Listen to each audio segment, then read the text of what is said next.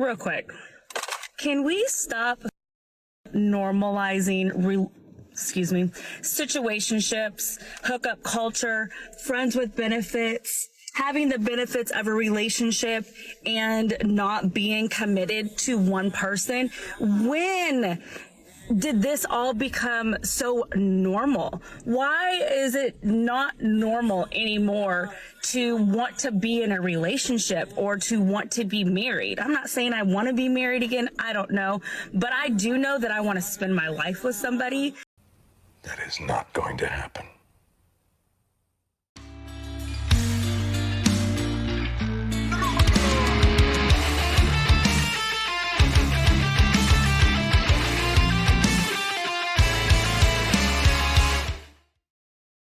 Gentlemen, welcome back.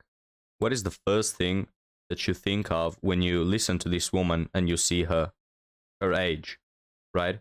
She says, I don't want to be part of the hookups, the situationships, but the age. You know, she's over 30. She's had her fun. Now she doesn't want it anymore.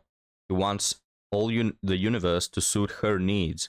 So she's been around the block. She's been with the guys. She's been riding the carousel. She's had her fun. And now that she is 30 and divorced, oh, I don't want it anymore. Now I want Prince Charming. Let's listen to the full story. I'm not saying I want to be married again. I don't know. But I do know that I want to spend my life with somebody. I've been single for quite some time. And I've been a part of the situationships, the hookup culture, the friends with benefits. I've been a part of all of that. And let me tell you, I absolutely today want no part of it. It makes you feel empty. You allow people to take pieces of you and leave and want nothing more from you. They get what they want to fill their void, to fill their loneliness, and take from you and leave you with absolutely nothing. This is unacceptable. I've allowed it. What we allow will continue to happen, right? So either we put a stop to it or we just allow it to keep happening. The generation that we're in right now, it is easy access to anybody that you want with social media, dating apps, our phone. We're swiping left, we're swiping right. We are on to the next best thing. We have maybe something in front of us that might be great, right? But you're so interested in the next pretty thing, the next shiny toy, that you miss out on a great opportunity with an amazing person, right? We do this time and time and time again. I have been stuck in this cycle for so long of allowing the bare minimum. And I have to put a stop to it, because what I am doing is blocking my blessings for what's truly meant for me. Let's normalize being in relationships again, being married, being committed to one person, not having 4 different people and getting relationship benefits from each person and not being committed to anybody. We were designed and built to be with one person and to spend our life with that person. It's okay to be strong and independent, as I am. But when I come home at the end of the day, I have nobody to share my stories with and my success with. When I am gray and old, I want to sit on the front porch with my person and share. Yeah, guys. So let's normalize it, please. Let's all men agree that, you know, no hookups anymore. You have to devote to this woman. You have to give her everything you have, because she's gone through the epiphany phase. And now she knows. So let's all forgive her sins. Let's all say, you know, it's in the past. Let's forget it. No, madam, it doesn't work that way. For the same reason that you wouldn't allow a man into your life. Let's say a man who in his 20s had a lot of money and he spent it all on girls and games and gambling and he had all his fun. And now at 35, he is broke and he says, you know what? I've learned from my mistakes. I don't want to spend money on street workers anymore. I don't want to spend all my money on women. Now that I'm broke, why don't you take me in and I'll be the perfect husband. I'll love you. No, it doesn't work that way. You wouldn't allow that man into your life. He wouldn't meet your standards. He wouldn't be the type of man that you want. So this is the same reason that men don't want women like you. We don't care that you've gone through the epiphany phase. I mean, good for you if you've realized. The problem is you've realized sort of because it's an egoistical way to understand things. This woman is not understanding things because, oh, I've made my mistakes and now I want to be a good partner for, you know, the next man that I'm with. No, it's, well, I need, you know, someone to provide. So what I'm going to do is I'm going to manipulate him. I'm going to, you know, play victim, and I'm going to, you know, just cry a little so they feel sympathy for me. Absolutely no sympathy. Share our life together. That's what we are designed to do. We aren't designed for all this other bullshit that we are engaging in. When does it stop? For me, it's done. I am done entertaining men that hate women. I'm done. The men that like to use our bodies for pleasure and like to trample on our hearts.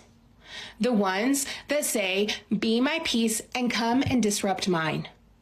The ones that say, I don't want you to nag me, but then insist on me being their mama. The ones that demand trust and loyalty, but are unwilling to give the very thing that they demand from us. I don't need you. I don't need your money. I don't need your car. I don't need your network or your contacts. I don't need your drama. I don't need your insecurities or your jealousy. I don't need any of it. A good woman doesn't need a man. She wants a man who's an asset and not a liability. Because I did the work. I did the healing. And it's not my responsibility, nor is it my desire, to babysit you while you try and figure out whether or not you're going to do yours.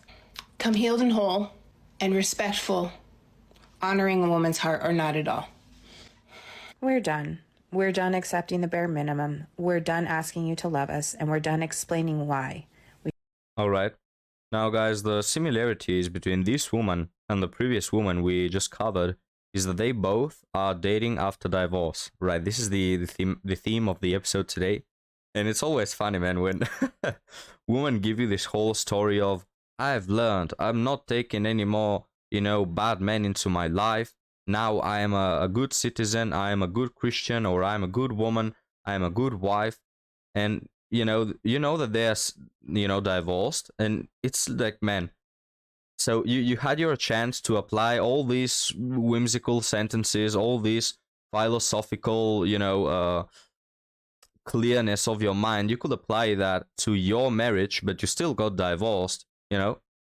Like, I will be more understanding of a woman who has gone through all those things, but at least now she's in a marriage and her man is happy and he's not being a simp, right? I will be more understanding of that, but it's not even that, gentlemen. Like, these women, they don't apply their own advice to their own marriages because they are divorced. You know, they made the decision to divorce their man and get back into the dating world. Why? Because the grass is always greener, because they thought in their mind that they can get a divorce, then make a couple of TikToks of, oh, now I know my worth, and then just find the next best thing.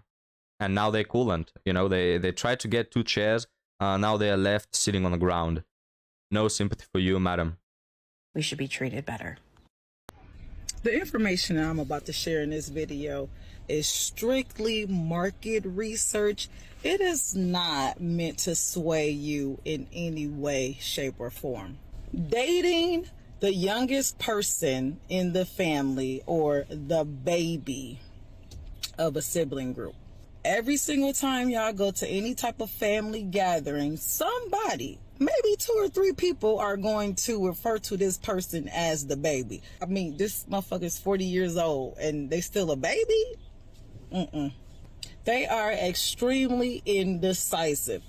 You want something to eat? Yes, what you want to eat? I don't know what you want to eat. I don't know. They can never make up their mind. It's their way or the highway. They have a very limited ability of accepting anyone else's viewpoints or opinion. They are extremely giving. They will give you the shirt off their backs. Probably because they had to have hand-me-downs their whole life. They are usually the most mature of all their siblings. When it comes to dating the youngest of the bunch, proceed with caution. You're welcome. Oh yeah, thank you, madam. Thank you. Guys, I've had enough with the woman advice for today. Just don't take any of their advice. They always, women always say, they make up these rules of, if you date the youngest, this is what's gonna happen. If you date the, the most elderly one, this new thing is gonna happen. Or if you date a Capricorn or whatever, man, like they always have these made up rules, when in reality it doesn't affect that much. What affects most, if you're gonna find the person or not, is who are you? Are you a good wife? Are you a good partner? And are you good at picking good partners? That's it. It doesn't matter if they're younger, older, their hairstyle, their zodiac sign.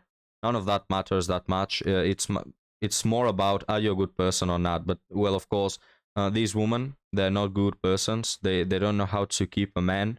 They don't know what it takes to be in a marriage, and they always try to blame it on something.